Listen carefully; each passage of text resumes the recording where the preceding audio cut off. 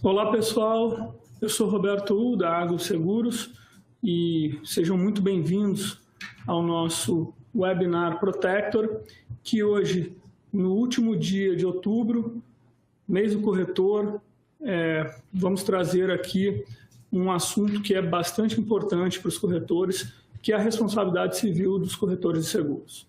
Então, muito tem se falado de plataformas, do papel do corretor, e o que a gente tem para compartilhar é que o corretor ainda tem muita responsabilidade, tem um papel muito importante no mercado de seguros e aqui com a gente. Então, para a gente debater sobre o seguro de responsabilidade civil profissional, nada melhor que trazer o nosso maior especialista no assunto, o Carlos Burfine, que ele é o gerente da área de responsabilidade civil profissional da Argo e vai compartilhar conosco hoje todas as informações sobre esse produto, sobre esse seguro e sobre a responsabilidade de uma forma ampla. Então, é uma oportunidade muito importante para os corretores que eu convido a participarem conosco, fazendo as perguntas. A gente já vai respondendo em tempo real, mas no final da apresentação o Carlos também vai sanar as principais dúvidas e espero que nessa próxima hora a gente possa junto trocar ideias para poder transferir conhecimento de parte a parte. Então, Carlos, gostaria de convidá-lo para começar a nossa apresentação. Obrigado. Bom dia a todos. Meu nome é Carlos, eu estou aí na Argo desde o início da operação, né? Já trabalho com RC profissional aí há mais de 8 anos e já em outras companhias também, há mais de 5 anos na Argo. A gente vai falar um pouquinho primeiro sobre, então passar aqui o cronograma para vocês, a gente vai falar aqui um pouquinho primeiro sobre a Argo em si, Argo, Grupo Argo, para mostrar nossa solidez financeira também. A gente sabe aí que depois que no mercado tiveram algumas companhias aí sofrendo intervenção, então é legal passar aí um pouquinho sobre a solidez financeira do grupo, sobre quem é a Argo Seguros. Depois a gente vai falar um pouco sobre riscos da profissão, visão de sinistro, sobre produto antes, né? Depois riscos da profissão, visão de sinistro, prevenção, vamos mostrar alguns cases de sinistro e vamos abrir para perguntas aqui para poder responder e tirar as dúvidas de vocês. Então, nosso primeiro slide aqui, a gente vai falar um pouco sobre o grupo, né? O grupo Argo em si, ele tem origem americana, matriz hoje é em Bermudas, né? Também temos a parte de resseguros, né? Em Bermudas, também no Lloyds, então é um grupo bem sólido, né? Exposição de risco em 134 países, mais de 1.300 funcionários, mais de 60 anos de atuação. E eu acho que o mais importante aqui é ressaltar os ratings que a gente tem aí de crédito, né? Então, a gente tem uns ratings de crédito bem interessantes, né? O AM Best como A e o Standard & Poor's como A-, né? Que é considerado forte. Então, são duas entidades aí de grande nome internacional, né? Que passam uma credibilidade bastante interessante para o grupo, não só para as seguradoras, como para as empresas financeiras, bancos, enfim, todos são classificados por essas entidades. E, por fim, falar um pouco sobre prêmios emitidos, né? Hoje o Grupo Argo emite 2,16 bilhões de dólares, com patrimônio líquido de 1,8, quer dizer, é um grupo bem sólido com bastante capacidade financeira. Falar um pouquinho sobre a Argo Seguros aqui no Brasil. Então, a gente iniciou a operação em 2012, emitimos no ano passado cerca de 174 milhões, estamos presentes em todos os estados do Brasil, né? Temos segurados em todos os estados do Brasil, segurados em mais de 4.000 cidades, e somos o terceiro aí hoje do ranking SUSEP em RC profissional em 2017. Fechamos 2016 em segundo lugar, vamos ver até o final do ano aí como é que fica o ranking, mas estamos entre os maiores players do mercado.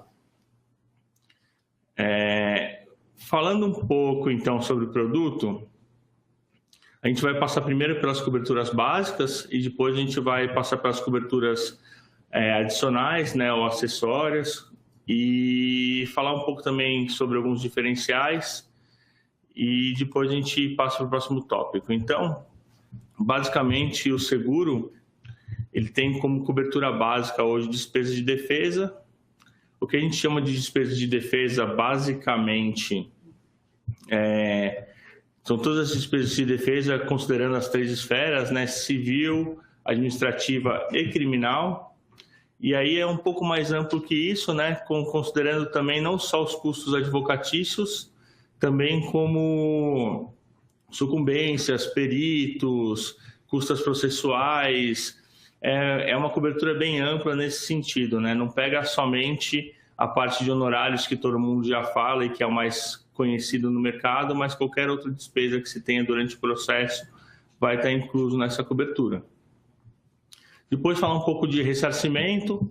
O ressarcimento basicamente é a ideia de você poder fazer ressarcir o terceiro do dano causado sem a necessidade de uma ação judicial.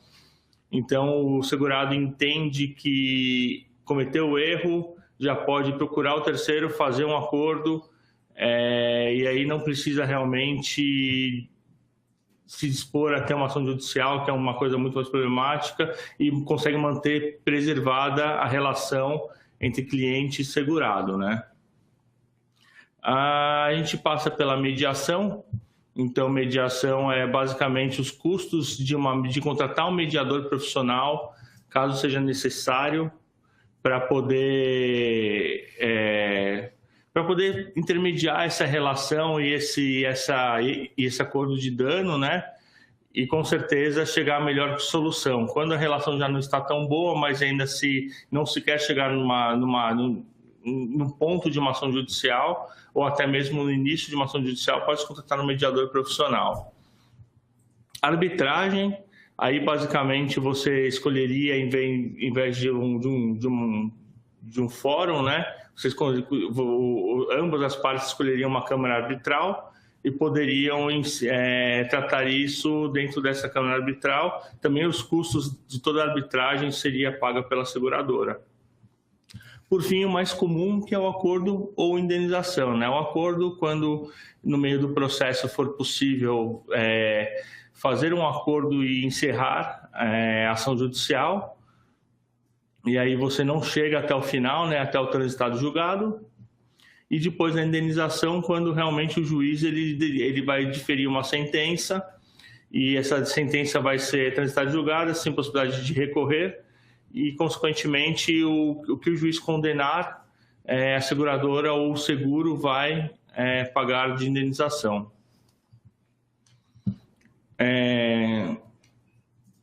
Depois a gente passa para as coberturas adicionais, né? Então a gente tem algumas coberturas aí bem importantes.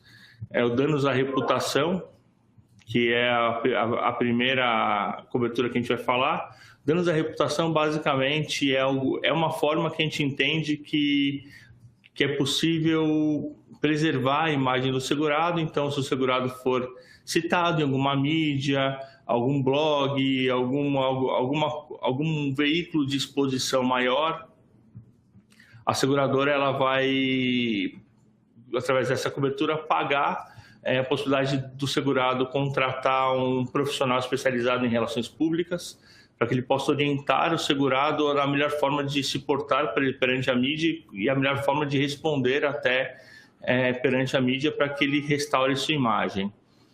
Não é uma cobertura que vai garantir, obviamente, o direito de poder comprar um espaço em mídia, por exemplo, mas garante sim um profissional qualificado para orientar o segurado como responder na mídia. Até porque, na maioria dos casos, quando você é citado em mídias profissionais, você tem o direito de resposta automaticamente, né, após uma requisição.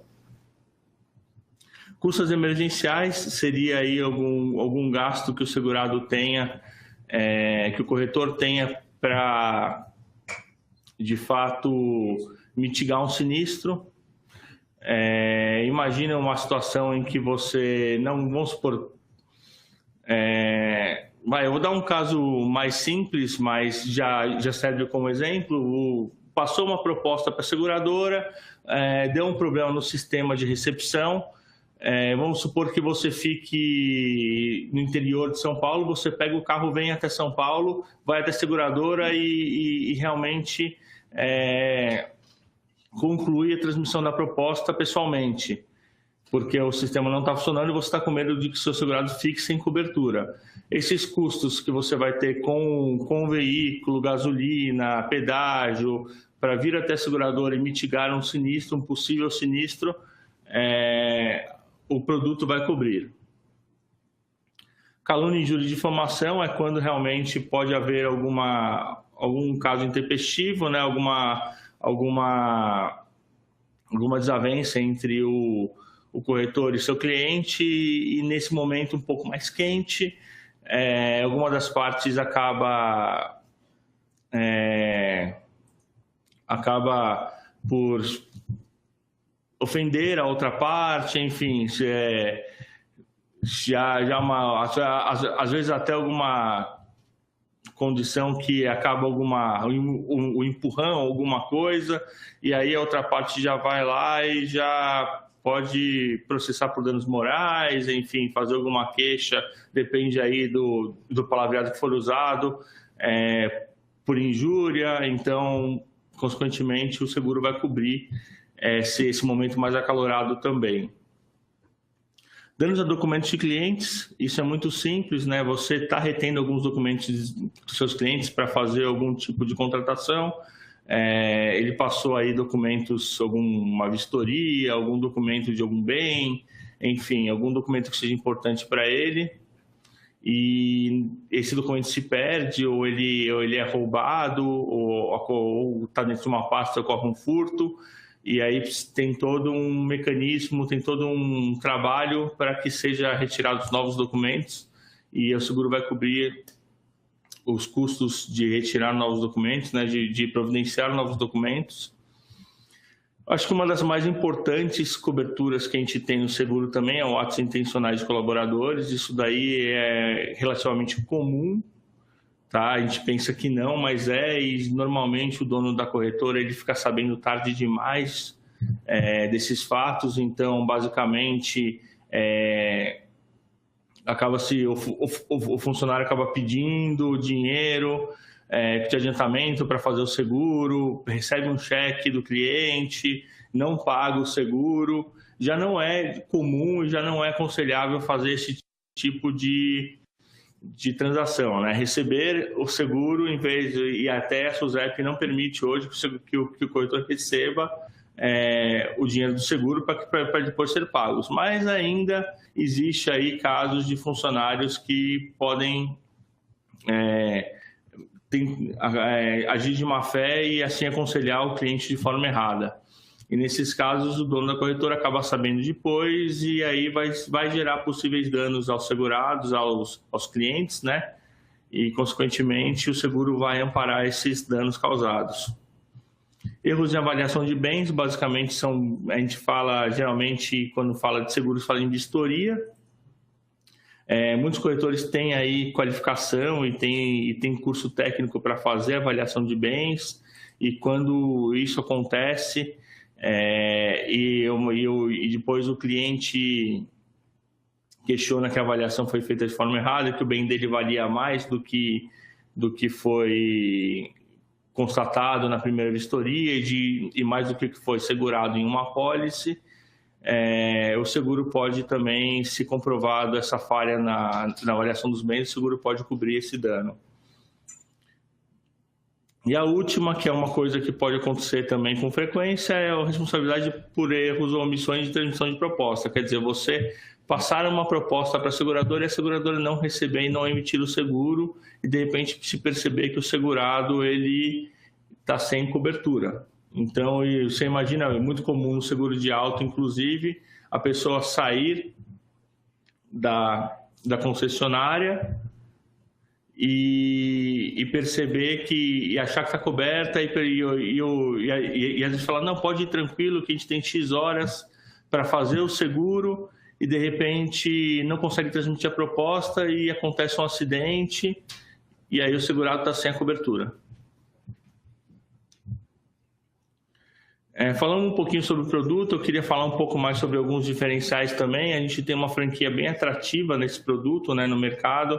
O nosso produto ele limita o máximo de franquia, então você tem um mínimo de 2.500 e o máximo de 10.000. A gente tem uma POS, mas essa POS fica travada em R$10.000, então é um dos seguros aí de RC Corretor que tem uma das franquias mais baixas, né, do mercado e, consequentemente, dá a possibilidade do corretor não ter tantos danos na hora do sinistro, né? Ele vai participar com valores, às vezes, até irrisórios, com a média de sinistros que a gente tem hoje, que eu vou mostrar mais para frente. Falando um pouquinho mais aí sobre riscos da profissão, então agora a gente vai sair um pouco do produto, vai entrar um pouco sobre riscos da profissão, né? E isso é o que a gente, no nosso sinistro hoje, a hora que a gente fala em termos de regulação aqui interno, são os riscos que a gente mais enxerga, né, que acontecem com frequência na seguradora. Então, erro de preenchimento de perfil de risco do segurado. Isso é uma coisa muito comum, acontece bastante, às vezes na correria, às vezes o segurado passa uma informação meio dúbia também, e aí o corretor se atrapalha, não entende direito e acaba acontecendo alguma divergência nesse perfil de risco preenchido e acaba gerando um sinistro na hora que o segurado tem o sinistro, não consegue regular na seguradora, obviamente ele vai bater na porta do corretor. E aí o corretor necessariamente com o seguro consegue cuidar desse dano reclamado. Muitas vezes a gente vê até alguma questão, a gente vê esquecimento de efetivação de proposta. Às vezes se pega uma proposta assinada pelo segurado e depois se esquece de transmitir para a seguradora. Às vezes transmite muito tardiamente, 2, 3 dias, uma semana. Às vezes fica ali na mesa e, putz, comemos bola mesmo. E aí a hora que dá o sinistro...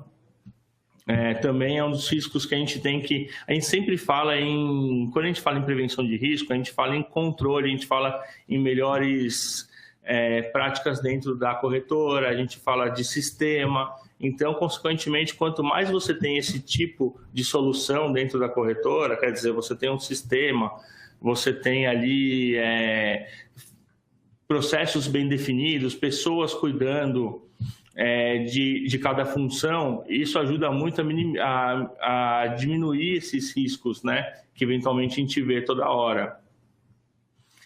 Contratação de uma apólice distinta do que consta na apólice do cliente, do que consta na proposta do cliente, e isso não só às vezes a apólice distinta, como às vezes o entendimento de que alguma cobertura pertence àquele ramo de seguro e na verdade não pertence. Eu já vi muitos casos, por exemplo, eu trabalho diretamente com RC profissional e com RC geral. E muitas vezes eu já vi casos de corretores que entendem que existe uma cobertura de RC geral dentro da RC profissional e vice-versa. Então ele vai vender um RC profissional em engenharia e entende que o RC obras, é um caso até de sinistro que eu vou mostrar mais à frente, entende que o RC obras está dentro daquela apólice também amparado. E muitas vezes até o risco de engenharia, porque quando a gente fala de obras é um pouco complicado. E são 3 seguros que sempre são exigidos e que a gente nunca entende a diferença ao certo, né? Então, consequentemente, o segurado acha que está coberto, daí de repente um RC Obras ou um empregador, por exemplo, aí acontece um acidente com um funcionário, ops, aquela apólice não tinha cobertura de empregador. E aí a gente vai ter o dano ali reclamado. Erro em avaliação de bens, né? Isso já comentei, mas a gente tem uma cobertura específica para isso e aí foi apontado pela nossa área de sinistro como um dos casos recorrentes também. E aí, por último, a falha do entendimento do seguro vendido, que é a questão de entender que existem coberturas a mais no seguro e vender o seguro de uma forma diferente do que a condição geral rege. Então, é muito comum esse tipo de situação e a gente nunca vai saber de tudo, né? Consequentemente, existem milhões de tipos de seguros.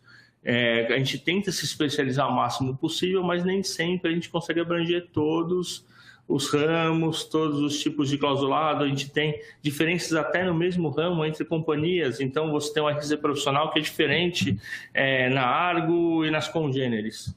E aí, consequentemente, às vezes você passa por um ponto que é muito comum com a seguradora que você está acostumado a trabalhar e, de repente, na hora que você pega outra seguradora, aquele ponto já não é igual. E aí já complicou. Então, é importante a gente ter essa ciência de que esses riscos estão presentes e que uma pólice de seguros pode mitigar realmente. E aí, obviamente, que vocês, como corretores, têm essa ciência de que uma pólice de seguros pode mitigar esses riscos. Agora eu vou falar um pouquinho de sinistro, perfil de sinistro aqui da nossa carteira, só para vocês entenderem o que a Argo já fez hoje na RC Corretor, né? Então, basicamente, hoje a gente tem 362 casos avisados, né, dentro da seguradora. Desses 13, que dão um total de R$ 2.252.880, quer dizer, é bastante sinistro regulado, é uma quantia bem substancial. E a gente vê aí um valor médio de indenização de R$ 21.500 mais ou menos. Quer dizer, às vezes você paga R$ 1.000, R$ 2.000 numa pólice, você pode ter um dano facilmente de 20 mil. Isso é um valor médio. Eu vou mostrar casos aqui onde o valor foi bem maior do que 21 mil. Então, para vocês terem ideia que isso é um valor médio, né? Porque a gente tem sinistros baixos de 5, 6, 7 mil, mas a gente também tem sinistros de 80, 60, e acontece realmente. Desse valor todo, a gente tem 1.634.000 de indenizações já pagas, né? E só 27% disso daí, que seriam 618 mil, são reservas. Quer dizer, a Argo ela consegue lidar com isso rápido, pagar o sinistro de forma rápida e, consequentemente, quando a gente vai falar um pouco dos principais problemas que a gente tem na regulação, quando o corretor tem realmente a documentação bem feita dentro da seguradora, né? Ele consegue deixar esse lastro entre a negociação dele com o cliente, o sinistro flui muito mais fácil. Então, é interessante saber que, às vezes, o pessoal fala que, pô, mas não dá sinistro. Dá sim, a gente já pagou aí quase 2.500.000 de sinistro nesses 4 anos que a gente trabalha com a RC Corretor.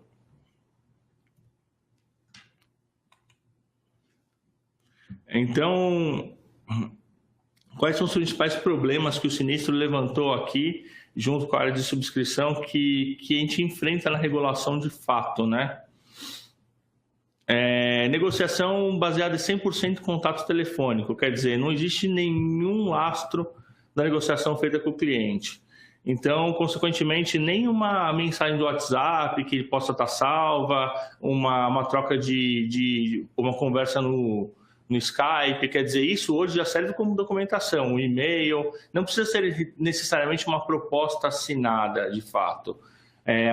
Aquela metodologia mais antiga de ter uma proposta assinada e arquivar isso num arquivo, não é isso, é a gente ter algum lastro dessa negociação. E esse lastro pode ser hoje, com o mundo moderno do jeito que está, pode ser um WhatsApp, pode ser um Skype, pode ser algum outro meio eletrônico de conversa, desde que a gente tenha realmente esse lastro. Quando a gente fala da relação, por exemplo, a gente traz o Protector para vocês como inovação. E o Protector ele não pede nenhuma documentação física. Consequentemente, a relação seguradora-corretor é uma relação diferente do corretor-cliente. Então, a gente tem que ter isso na cabeça para saber que a gente tem que, vocês como corretores, atendendo o seu cliente, vocês têm que ter pelo menos um lastro para poder se proteger na hora de uma possível reclamação. Consequentemente, vocês tendo esse lastro, a nossa relação, por exemplo, de receber uma proposta digital já é diferente. Então, às vezes, é óbvio que o mundo facilita. Então, é o que eu falei, um Skype ou um WhatsApp já resolve o problema hoje. Não renovação de um seguro existente na carteira do segurado. Atenção à não renovação. O que configura um erro por parte do corretor, responsabilidade legal do corretor é informar o segurado da necessidade da renovação. Eu acho que isso é uma via de dois lados aí. Eu acho que a responsabilidade não é 100% do corretor, inclusive a responsabilidade de renovação também é do segurado, mas acho que eu acho que o alertar nos danos que ele vai ter em não renovar o seguro, então isso é outra situação. Então, quer dizer, é que nem quando a gente fala, a gente comprou uma viagem para ir para os Estados Unidos, e o cara que vendeu a viagem não informou que precisava de visto. Você chegou no aeroporto e não tinha visto e não conseguiu viajar. É a mesma coisa, você vendeu o seguro, mas não informou que ele precisa renovar para continuar tendo a cobertura e precisa renovar no prazo para, por exemplo, continuar tendo uma retroatividade. Essa sim é uma falha profissional. Quer dizer, você renova fora do prazo e ele perdeu a retroatividade. Quer dizer, causou um dano. Então é importante saber que nem sempre o renovar é decisão do cliente, mas o informar dos danos que ele pode ter ao não renovar, isso sim é responsabilidade do corretor.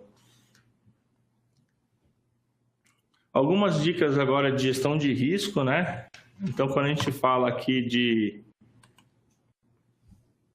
que podem auxiliar, né, o segurado, e é o que eu estava falando anteriormente que complementa, né? E-mail, que a gente fala de formalizar devidamente a negociação, quer dizer, e-mail, proposta assinada, WhatsApp, não deixar que seja exclusivo só por telefone, né, só via conversa. Formalizar as propostas, a apresentação das propostas de seguro previamente à contratação do seguro, quer dizer, não contratar sem ter esse ok, às vezes falar, o cliente já me há muito tempo, eu vou renovar e depois eu aviso. E aí, de repente, ele não queria renovar ou ele queria mudar a condição que ele tinha na pólice.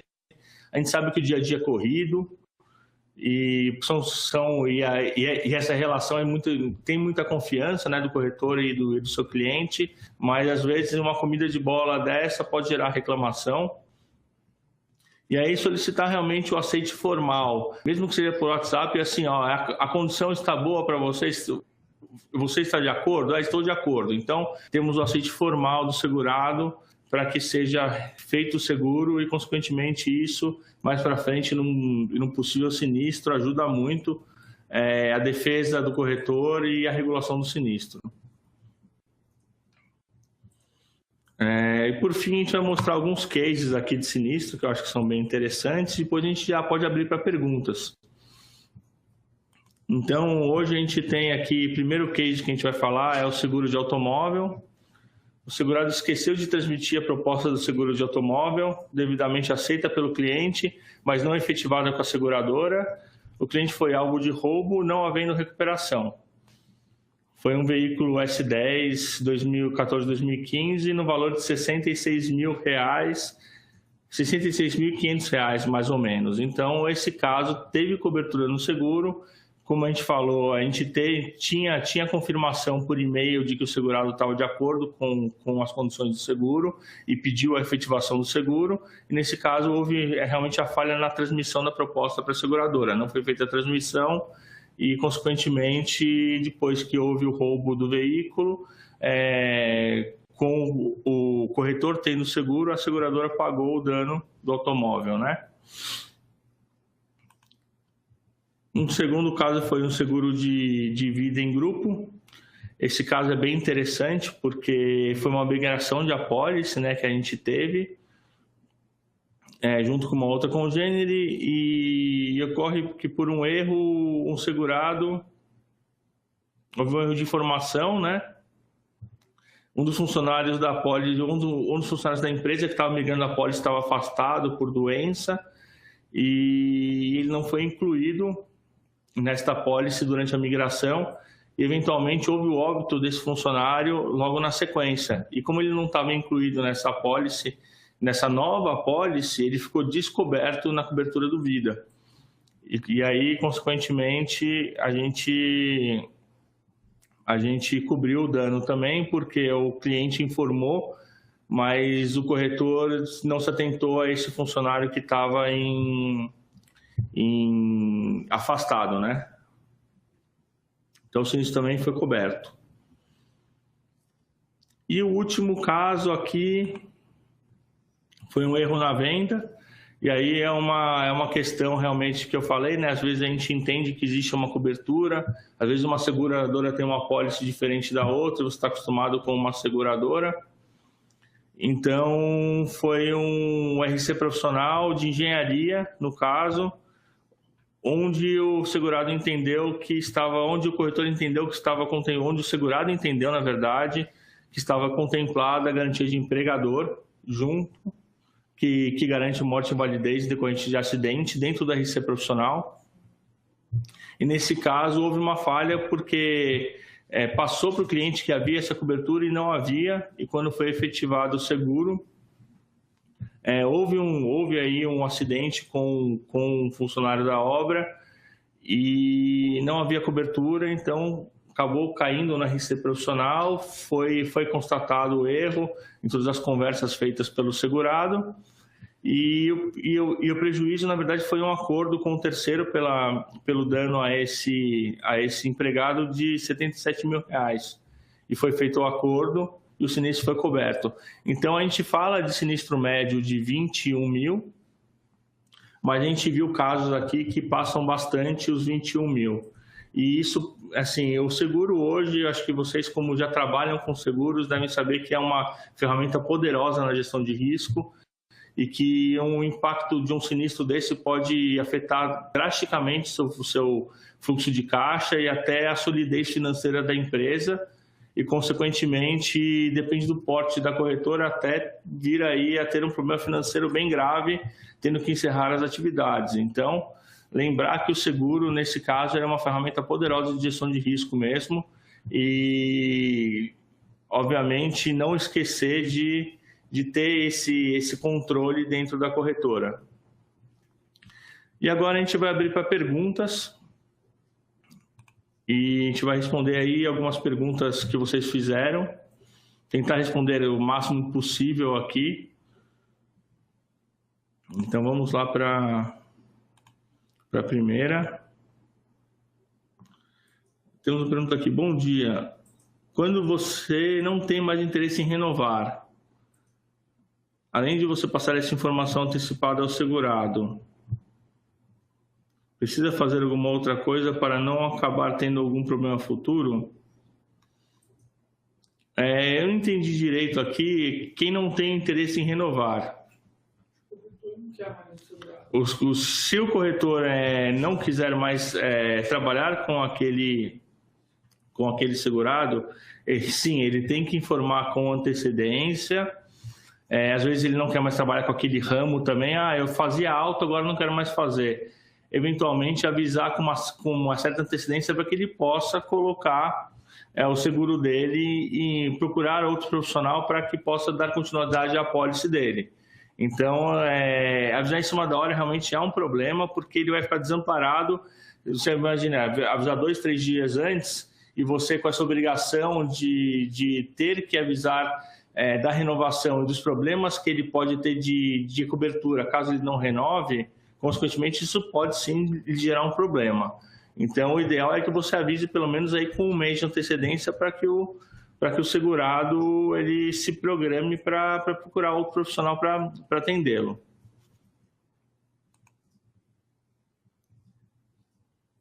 Vou ver aqui mais uma.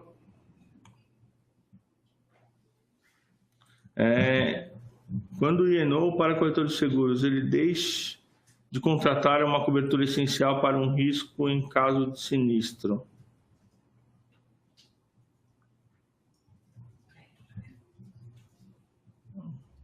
Houver uma negativa em virtude da falta da cobertura e o segurado lhe imputar uma responsabilidade, terá amparo na falha profissional? Olha, depende muito da negociação. Se você negociou essa cobertura ou se você deixou claro que haveria essa cobertura ou não. Quer dizer, o segurado, e aí por isso que eu falei bastante, quando você não contrata uma cobertura que talvez pudesse ser essencial para o negócio do seu cliente, mas foi passado de forma clara o que aquela apólice está cobrindo, e o cliente está de acordo, e por isso que eu falei realmente da questão da gente ter a negociação sempre lastreada de alguma forma, consequentemente, estaria tudo ok. Agora, se essa cobertura se o segurado pediu esta cobertura e você, por desatenção, não contratou, aí sim teria cobertura na RC profissional.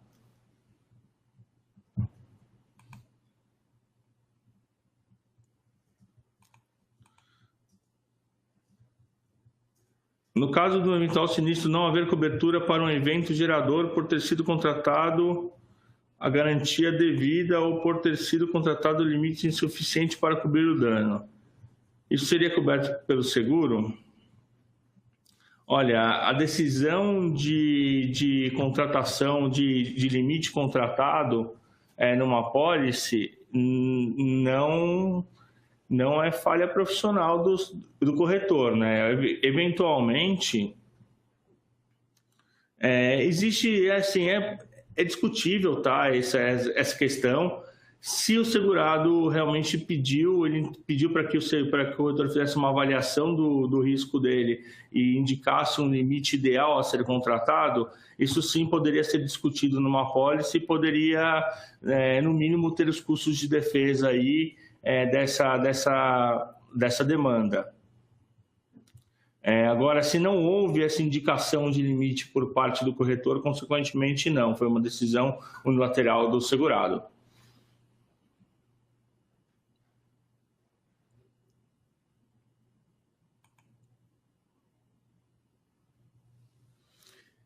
Tem uma pergunta aqui interessante. Estou confuso em relação ao pagamento da franquia. Poderia esclarecer melhor? A franquia ela é cobrada por evento, tá? Por sinistro. Então, consequentemente, a gente tem uma franquia mínima de 2.000 e máxima de 10.000 com uma POS, com uma participação obrigatória do segurado de 10%. Então, digamos que você sempre, independente da cobertura que você vai usar dentro do seguro, você vai ter um custo de defesa, depois uma indenização, tudo isso é um único sinistro, é um único evento. É decorrente de um único evento. Então, é uma franquia só a ser paga. Então, se o dano for R$10.000, a franquia mínima a ser paga vai ser R$2.500, porque aí o mínimo ele é maior do que a POS, que é os 10%. Vamos supor que é um dano de R$100.000, vai ficar parado também nos R$10.000, que é os 10% e que é a franquia máxima.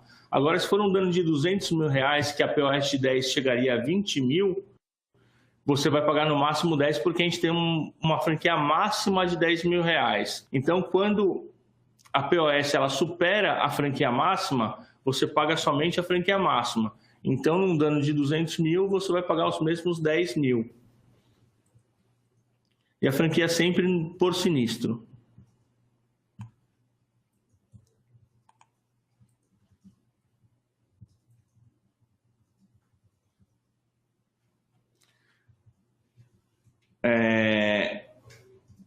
Complicado perguntar se existe responsabilidade da companhia pela transmissão não concluída, né?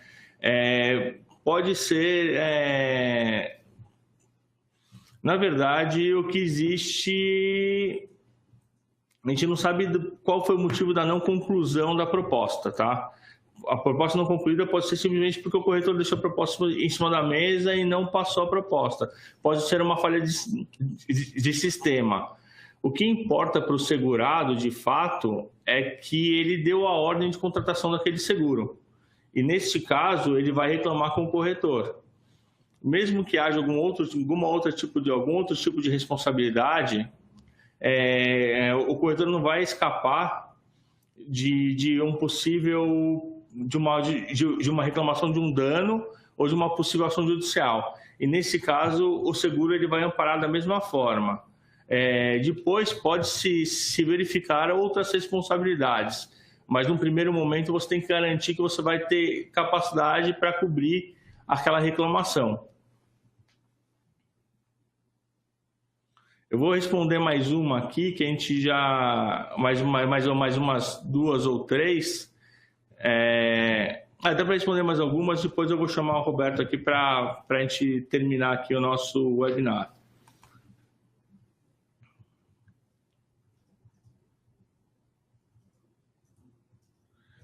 Aqui tem assim, a contratação se dá como base em qual valor? Pela produção da carteira do corretor ou por um valor que ele considera ideal? Outra coisa é se o seguro é para o corretor PF ou para PJ. Pergunto isso para o caso de o corretor ser sócio de mais de uma corretora. Tá, vamos lá, são perguntas diferentes. Primeiro, a cobertura, o limite de cobertura, a seguradora não pode e a gente não costuma aconselhar o corretor.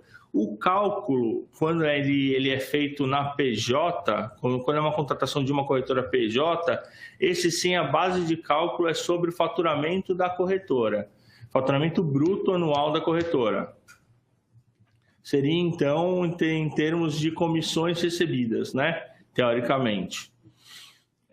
Quando você pergunta se o seguro deve ser contratado pela PJ ou pela PF, existe uma diferença entre o produto PJ e o produto PF. O produto PJ ele vai cobrir aquela pessoa jurídica, independente de quem presta serviço para aquela pessoa jurídica. Se é um funcionário, se é um terceiro, se é um produtor, a PJ ela sempre está coberta. Então, imagine que você tem 3 funcionários CLTs, 3 sócios e 2 produtores lá dentro que são os prestadores de serviço. A PJ recebeu um processo, veio do prestador de serviço ou veio do funcionário o erro, a PJ sempre vai estar coberta, independente de quem preste serviço a favor dela.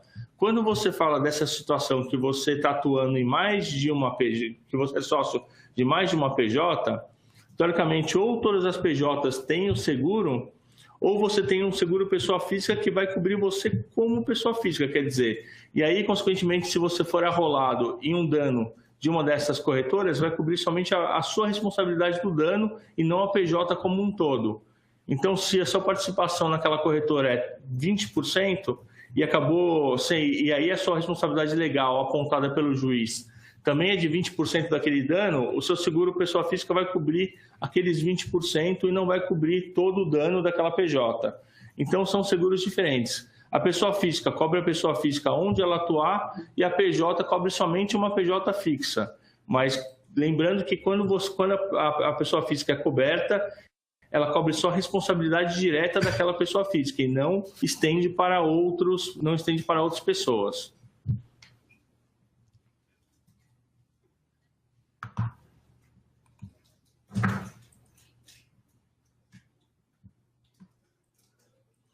Tem um seguro RC Corretora e a dúvida é sobre a franquia.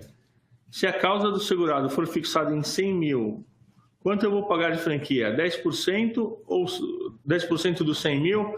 Na verdade, seria os 10% dos 100 mil, que daria a franquia máxima do seguro, que é 10 mil reais.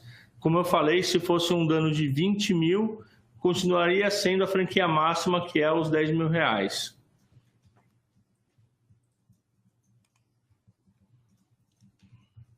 A pólice contratada é a base de ocorrência ou reclamação? O RC profissional, no mercado todo, ele é sempre a base de reclamação. Então, para ter cobertura, o que é necessário? Que o segurado tenha uma pólice vigente no momento e uma pólice vigente na época em que o dano que o fato gerador foi realizado. Então, consequentemente, por isso que é importante a sequência de contratação. A gente fala que o evento tem que ter acontecido dentro de um período de vigência ou de retroatividade e a reclamação dentro de um período de vigência ou de retroatividade. Quer dizer, dentro de um período de vigência em si, né? Então, o evento que a causa do dano tem que estar dentro da vigência ou retroatividade e a reclamação dentro da retroatividade ou do prazo complementar ou suplementar. Então, essa é a regra para que uma apólice à base de reclamação funcione. Então, por isso que é muito importante essa renovação sempre e geralmente com a mesma seguradora para que você acumule essa retroatividade e sempre quando for trocar de seguradora, verifique se a nova seguradora está mantendo a sua retroatividade, porque senão você vai ter uma perda importantíssima de cobertura.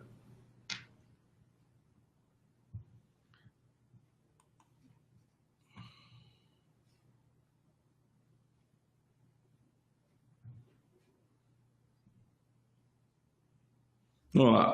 Qual que é o prazo prescricional estabelecido no apólice de RC da Argo? Até quanto tempo depois da vigência o segurado pode acionar o seguro? Olha, o prazo complementar da nossa apólice é de 12 meses, conforme determina a SUSEP. Então, a SUSEP determina que o prazo prescricional ele seja de 12 meses, mínimo 12 meses após o término do seguro. Após esses 12 meses, o segurado ainda pode contratar o suplementar, que seria mais um período de 12 meses além do complementar.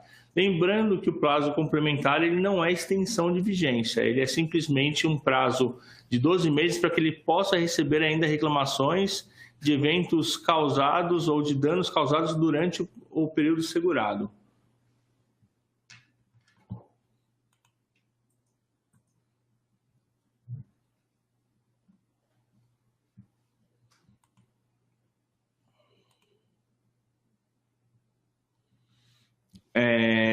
Tem uma pergunta aqui se nesse produto a reintegração de cobertura. No RC profissional, geralmente a gente não realiza, em apólice de reclamação, a gente não realiza a reintegração de cobertura. A cobertura ela vai se cessar conforme for... se ela for gasta por completo, o segurado só vai poder contratar uma nova cobertura na próxima vigência. Então, ele não vai conseguir fazer a reintegração desta apólice nesta vigência.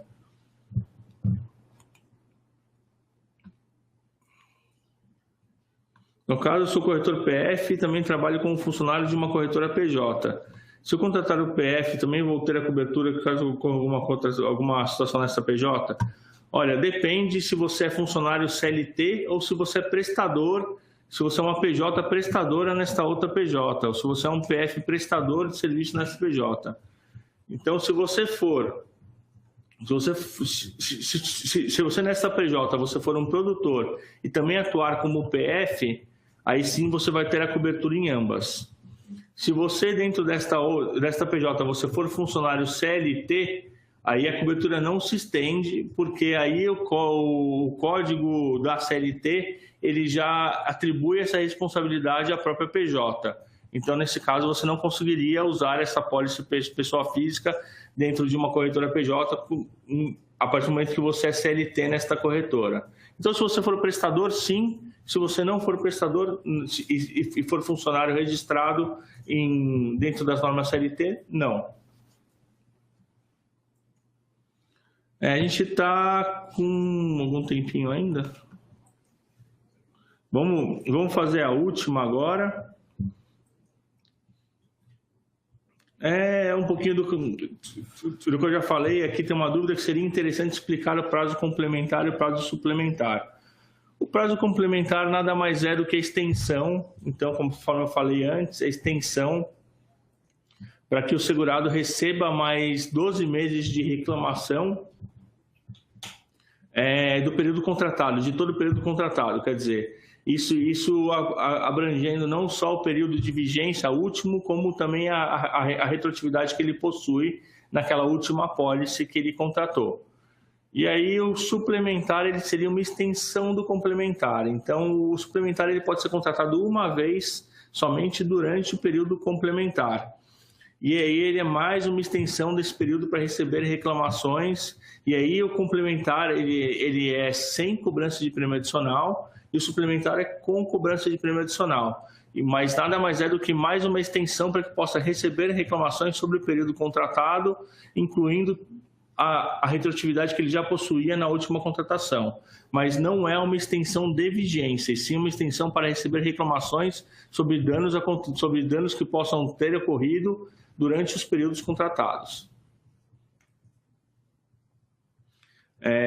Agora eu vou encerrando aqui. É importante, eu vou encerrando, mas ainda vai ter o recado do Roberto. Então, é legal só vocês saberem que as perguntas que não foram respondidas ainda, a gente vai responder por e-mail. E aí, basicamente, também queria pedir para vocês que respondam na hora, depois do recado do Roberto aqui, a nossa pesquisa, que é bem importante para a gente, para ter ideia do que vocês acharam da nossa apresentação, o que pode melhorar, o que não pode, enfim, se vocês gostaram.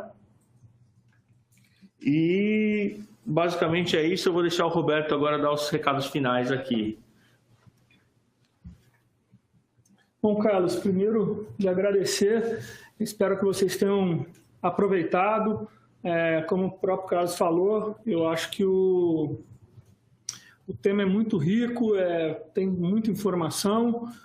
As demais perguntas a gente vai responder e também no nosso site www.argo.argo-protector.com.br a gente tem lá a seção de perguntas frequentes. A gente vai pegar todas as perguntas e colocar lá também no nosso site. Então, os corretores que quiser, que ainda assim ficou com alguma pergunta ou lembrou de alguma coisa depois, pode ir lá, que lá vai ter também todas as informações sobre o nosso seguro, sobre os nossos produtos.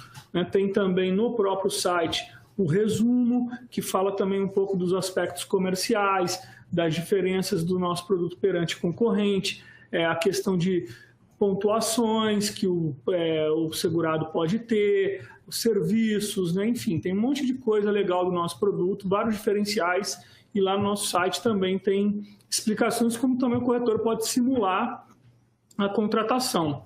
A gente tem também, nossos corretores podem contratar o seguro, os corretores parceiros, pela própria central do corretor, ou pelas suas campanhas, e também nós temos algumas campanhas com alguns SINCORs, como São Paulo, Espírito Santo, Santa Catarina, em alguns estados, a gente também tem essa parceria com os respectivos sindicatos. Tá? Por fim, também convido todos a acessar nossas páginas em rede social, Facebook. Nós temos uma página só para o corretor, que chama Corretores Protector. Lá a gente coloca todas as informações também sobre o Protector de uma forma geral. E também o YouTube. Nós temos um canal no YouTube que ele também, todos os vídeos que a gente está produzindo, está tudo lá. Inclusive esse webinar e os outros que a gente já fez também estão lá. Então, curta a nossa página, se inscreva, porque daí você pode receber atualização e ficar a par das novidades que a gente está lançando, que já são várias, e lá vem tudo explicado. Por fim, também lembrando da campanha Campeões Protector, que ela começou agora em outubro, vai até dezembro, e está premiando os maiores vendedores e renovadores, ainda até R$10 mil de prêmio. Então, está tudo em aberto, não tem ninguém disparado. É uma ótima oportunidade aí também de fechar o ano bem e também com uma pontuação aí do nosso clube a mais.